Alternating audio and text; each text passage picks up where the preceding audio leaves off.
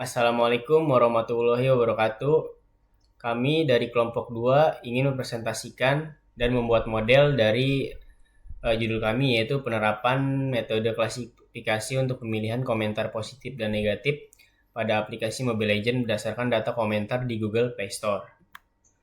Lalu di sini ada anggota kelompok yang terdiri dari 5 orang, yaitu dengan saya sendiri Reski Budiawan, saya Krisna Septiawan, Saya Selamat Yasin. Saya Muhammad Aditya Ramadan. Dan saya Arya Restu Pratama.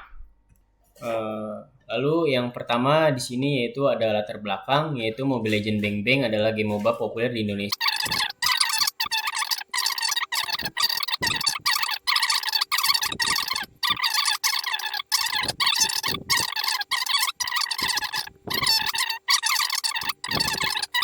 Serta membantu pengembang dalam memahami umpan balik untuk perbaikan aplikasi.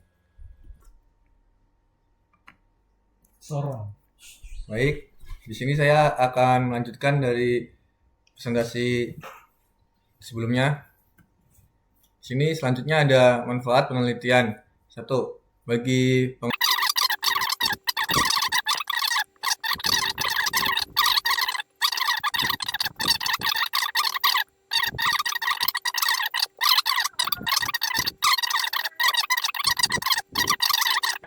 Nah, pada bagian flowchartnya ini, saat program kita di sini datasetnya akan difilter berdasarkan bulan 8, 9, 10 pada tahun 2024, dan pada dataset tersebut masing-masing akan di-labeling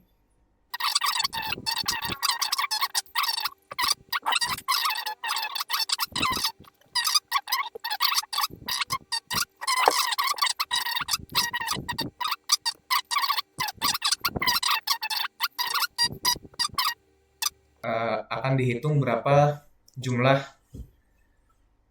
negatif dan positifnya dan netral. Kemudian akan dilanjutkan oleh rekan saya. Selanjutnya akan saya lanjutkan dari Aditya.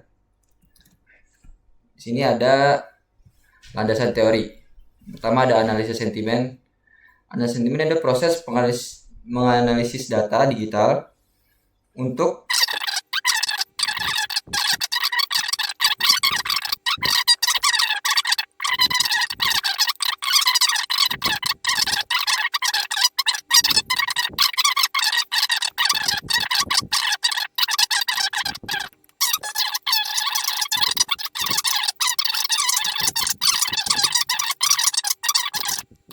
Di sini saya akan mencoba menjalankan model yang kami buat, yaitu dengan mengambil 100 data dari komentar di bulan 8 yang awalnya berjumlah sekitar 17.000 lebih data. Jadi kita hanya mengambil 100 data agar proses dari stemming dan stopwordnya lebih cepat. Pertama kita jalankan untuk mengambil data sebanyak 100 datanya dulu. Dia langsung membuat file baru bernama data 100 bulan 8.csv. Dan di sini bisa kita lihat yaitu masih ada beberapa data yang none, yaitu yang berwarna putih. Jadi setelah kita memotong sebanyak 100 data, kita lanjut ke menghilangkan data none.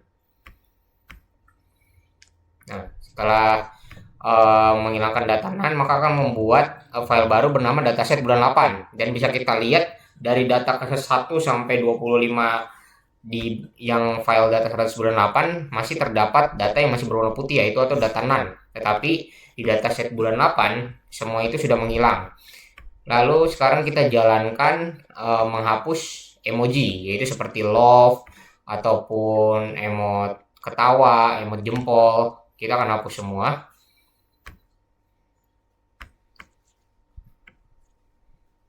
Nah, setelah kita hapus, kita bisa lihat lagi tidak ada lagi komentar yang memiliki emoji. Dan setelah dihapus data none tadi dari 100 data, hanya tersisa sekitar 88 data saja sekarang. Lalu setelah dilakukannya menghapus emoji, kita akan melakukan proses stemming, yaitu proses untuk menghilangkan kata imbuhan seperti contoh mengubah menjadi hanya ubah atau menggunakan jadi hanya guna. Jadi hanya mengambil kata intinya saja. Oke, untuk 100 data proses stemming ini agak lama. Setelah dilakukannya stemming maka dia akan maka setelah kita lihat di 100 data di dataset bulan 8.csv seperti yang tadinya mengubah menjadi hanya ubah saja, lalu bertanding hanya tanding saja, jadi menghilangkan imbuhan. Lalu ada kata stopword. Stopword ini yaitu menghilangkan kata penghubung seperti dan mungkin atau aku, kamu, itu dihilangkan semua. Jadi hanya menyisakan kata-kata inti saja seperti inti dari komentar tersebut. Jadi bisa kita lihat di dataset bulan 8 ini seperti kayak gamenya seru, tapi terkadang jumpa dark system itu nya-nya akan hilang. Terus sama suka banget sama ML, samanya akan hilang. Jadi coba kita jalankan untuk stopwordnya.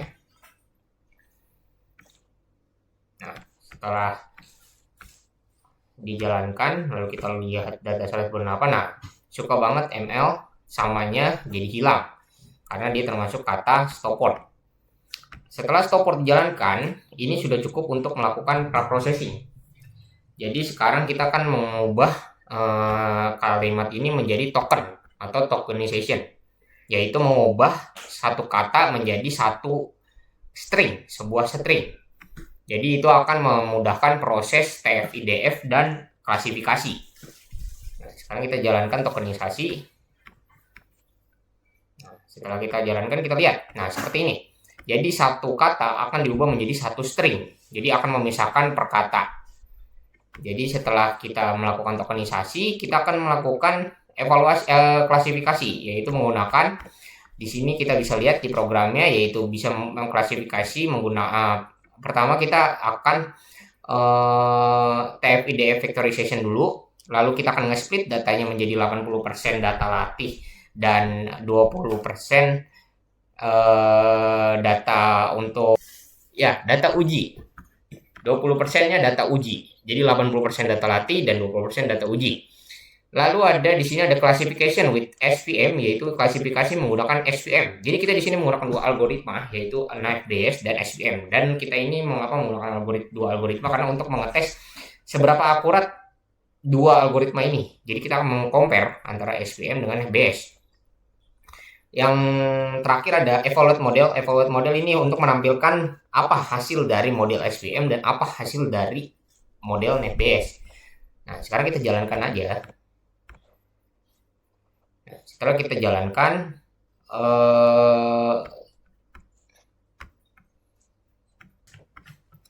maaf, saya melewati satu step, yaitu mengubah. Jadi program sentimen ini akan melabelkan di mana jika skornya bernilai 1 dan 2 itu akan bernilai negatif. Jika bernilai 3 maka netral, dan jika bernilai 45 itu bernilai positif. Karena klasifikasi tadi akan membandingkan skor dengan komentar, jadi kita harus jalankan sentimen ini dulu untuk program ini dulu agar menambahkan kolom sentimen. Jadi kita jalankan dulu.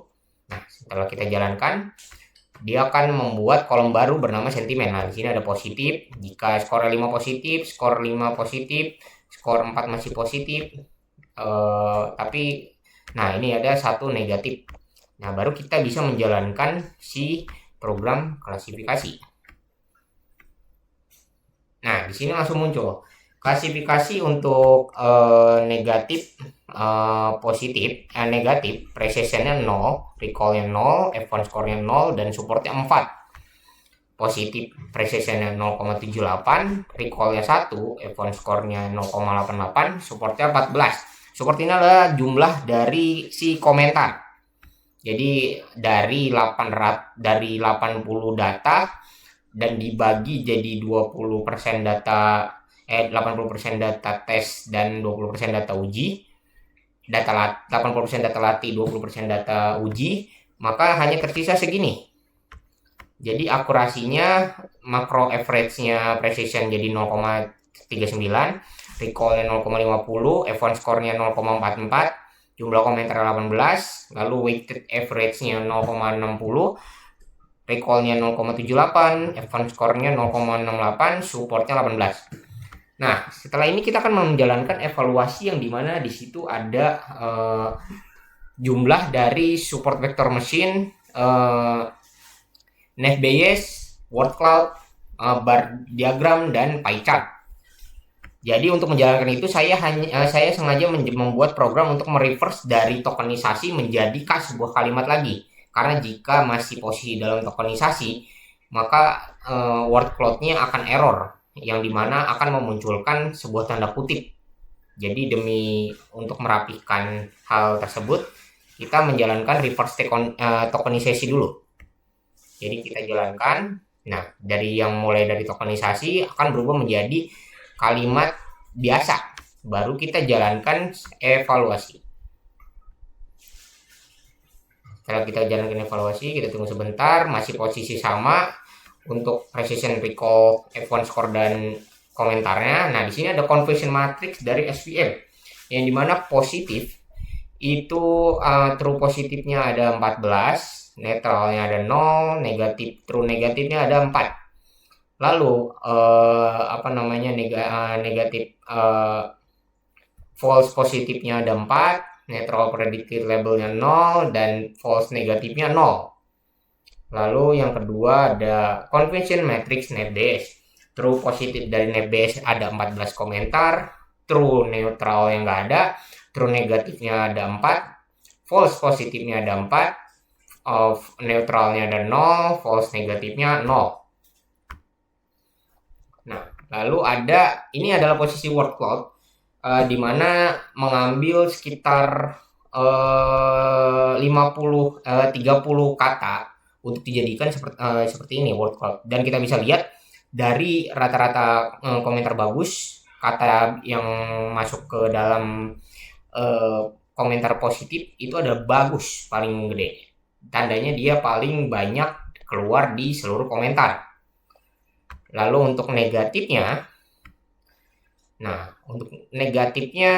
paling gede ada di dark system, tim, jaringan, dan masih ini mostly adalah komentar negatif.